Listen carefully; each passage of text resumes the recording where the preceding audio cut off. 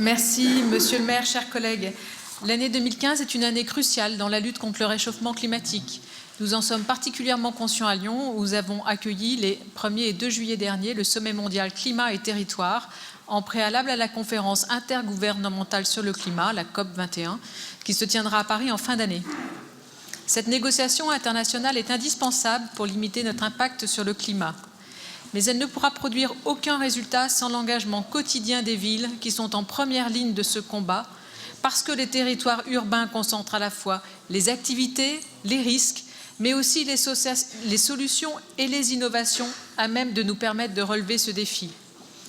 L'inauguration d'ensemble Icari dans le quartier des Confluences, premier îlot mixte à énergie positive d'Europe, l'a bien montré en cette rentrée.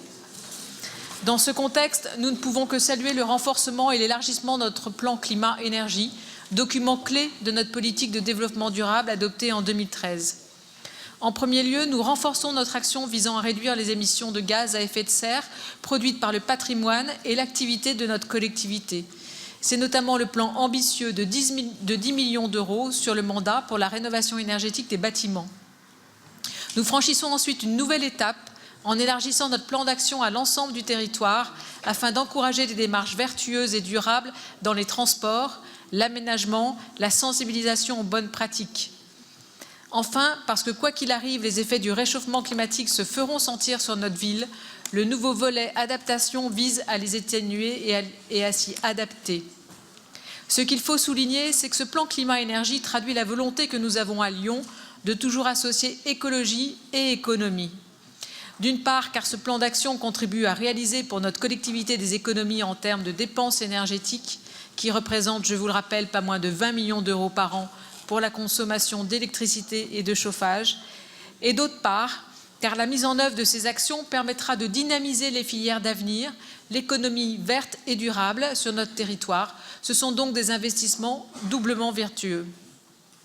Enfin, car ici et là, certains dénoncent un catalogue de bonnes intentions, je veux rappeler une chose.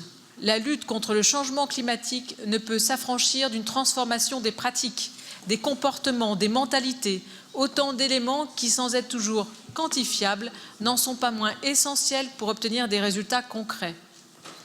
L'évolution de notre processus achat en renforçant les critères énergie-climat dans nos marchés publics ou encore le développement des actions de formation et de sensibilisation s'appuient sur des coûts internes, mais leur impact n'en sera pas moins conséquent sur notre bilan carbone et énergétique.